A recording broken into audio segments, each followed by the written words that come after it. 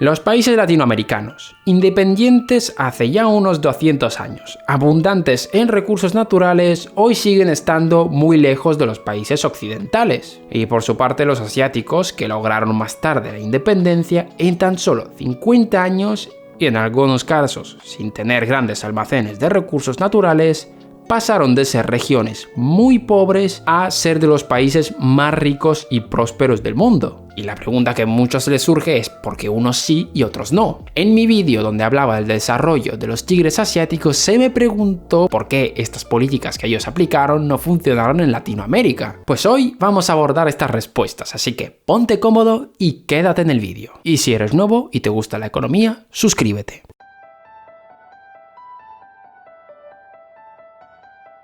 Es verdad que si lo miramos desde una perspectiva muy amplia, parece que las políticas aplicadas por el sudeste asiático y los países latinoamericanos han sido iguales. Pero a medida que vamos haciendo zoom, nos daremos cuenta que en ambas regiones había grandes diferencias que explican esa divergencia. Lo primero e importante a destacar es el tema de la agricultura. Hay una cosa muy relevante y es en qué momento se ha realizado la reforma agraria. Sí, sé que dicho así alguien no entiende el porqué, pero tranquilo que ahora te lo explicaré. Antes de industrializar cualquier país es de vital importancia tener un sector agrario productivo, ya que esto facilitará la transferencia de recursos de un sector a otro. Para que os sea más fácil de entender, a medida que en el campo se vayan introduciendo nuevas formas de producir más eficientes, se irá liberando poco a poco mano de obra, y esta tendrá que emigrar para buscar nuevos puestos de trabajo, algo que seguramente nos recuerde a la antesala de la primera revolución industrial, donde muchos trabajadores del campo tenían que emigrar a las ciudades, con el fin de buscar empleos mejores. Así que esto es de gran relevancia, ya que el sector industrial necesita de ese input de mano de obra, por no hablar de que si tenemos un campo productivo hay suficiente suministro para poder abastecerse. No hay que olvidar que es más prioritario comer a montar un sector industrial fuerte. Sí, parece absurdo que lo tenga que decir. Por tanto, ¿qué diferencia había entre la agricultura en Latinoamérica y en los países asiáticos? No te vayas aún, que ahora lo explicaremos.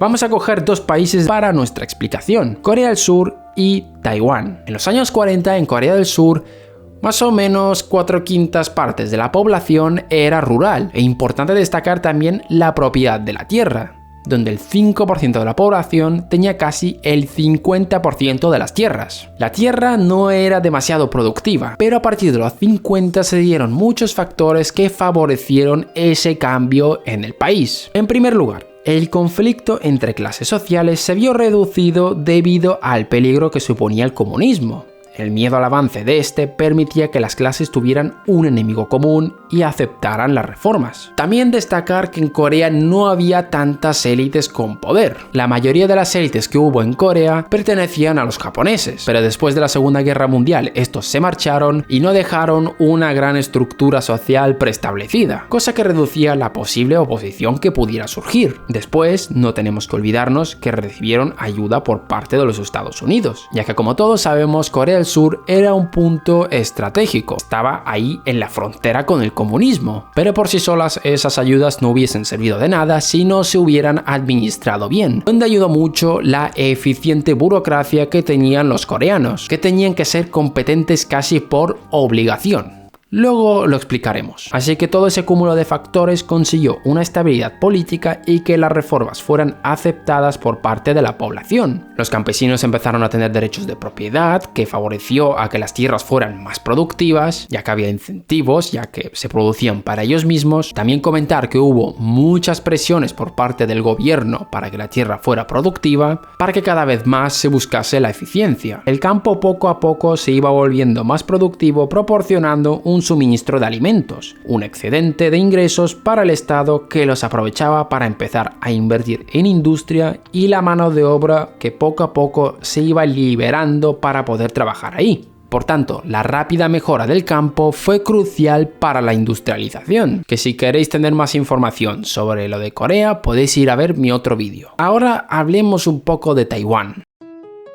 El caso de Taiwán vamos a abreviarlo un poco, ya que en líneas generales fue bastante parecido. Bien, fue colonia japonesa, por lo tanto el punto de partida era bastante parecido al de Corea del Sur. En sus reformas también liberaron muchas tierras que estaban en manos de unos pocos. Con esas reformas el número de agricultores propietarios aumentó en un 60%, al igual que en el caso anterior. Esto ayudó muchísimo a que las tierras fueran mucho más productivas. Y al igual que antes, el Estado presionaba por la fuerza para que los campesinos buscasen cada vez formas más eficientes de producir. Una pequeña diferencia respecto al desarrollo de Corea del Sur es que en este caso no se crearon ciudades industriales, sino que las industrias estaban en los campos, cosa que permitió pagar salarios más bajos, reduciendo más los costes, pero también muchos gastos de subsistencia podían ser pagados por el hogar. Es decir, tú vivías en la casa con tu familia y teníais vuestra propia producción de alimentos. Bueno, y la casa en sí. Y no nos podemos olvidar que en este caso también había una presión exterior por parte de los comunistas, solo que en este caso no venía de Corea del Norte, sino que venía de China. Así que otra presión extra para buscar la industrialización. Es un caso bastante similar. A ver, hay muchas ineficiencias y cosas que no he comentado, no es el tema de este vídeo. Pero ahora vamos a ver por qué en Latinoamérica no se pudieron llevar a cabo esas reformas de la forma en la que se hicieron en estos países. Atentos. Si os acordáis de la entrevista que le hice a Fonseca de VisualPolitik, en una parte comentaba la importancia de la cultura y la historia de un país. Bien, pues esto marca la diferencia entre ambas regiones. Y por otro lado también a lo mejor una duda que os surge es: ¿por qué en Latinoamérica, tan abundante en recursos naturales, está por detrás de estos países que no es que destaquen por ninguna materia prima en particular? Pues amigos, por muy paradójico que parezca, tener tantos recursos naturales fue una desventaja para Latinoamérica. Sí, sé que a más de uno le estará estallando la cabeza en este momento, pero tranquilos que ahora desarrollaré. Una cosa a tener en cuenta es que voy a estar hablando de Latinoamérica en agregado, es decir, que a lo mejor un país individualmente no se adhiera a la explicación que voy a dar. Por ejemplo, México. Para empezar, estos países no tenían control sobre las grandes élites, al contrario como en el caso anterior, donde las únicas élites que existían eran las japonesas, pero una vez se fueron prácticamente no quedó ninguna. Antes de los 30 los terratenientes tenían muchísimo poder en Latinoamérica y utilizaban este para frenar cualquier intento de reforma que se plantease. Todo intento de industrialización se encontró con el cuello de botella de que su campo no era lo suficientemente productivo, o mejor dicho, eficiente. Que se hicieron reformas, sí, pero no podían ser reformas tan radicales como a lo mejor se hubiese querido. Que esto nos deriva al segundo punto, lo que dije de que la gran cantidad de materias primeras jugaba un papel contraproducente en el caso de Latinoamérica. A ver, preguntaros por un momento, ¿por qué en los países asiáticos no hubo tantos casos de corrupción durante esa época? Fácil. Porque no había nada que robar. Los países asiáticos estaban obligados a buscar otras vías de riqueza, porque por recursos naturales y campo no es que destacasen precisamente. Por eso se vieron presionados a hacer que sus tierras fueran lo más productivas posibles para luego buscar otro tipo de riquezas. En el caso de Latinoamérica, la dotación de recursos generaba incentivos perversos, sumando que a diferencia de Japón, España sí que había dejado cierta estructura social en Latinoamérica. Pero bueno, esto no es tema de este vídeo, pero para que lo tengáis en cuenta. Hablamos de que quien controla los recursos naturales tenía un fuerte poder político, generando una élite que conseguía muy buenos ingresos gracias a ellos. Así que se hacía complicada toda reforma que fuese enfocada a diversificar la economía. Y no solo eso, desde el extranjero también se demandaba este tipo de recursos, generando incentivos para que toda la producción se vaya ahí. Y ya por último, la dependencia fiscal que generaban. Gran parte de los ingresos fiscales de los estados provenían de estos recursos naturales. Proponer una diversificación de la economía produciría una caída en los ingresos públicos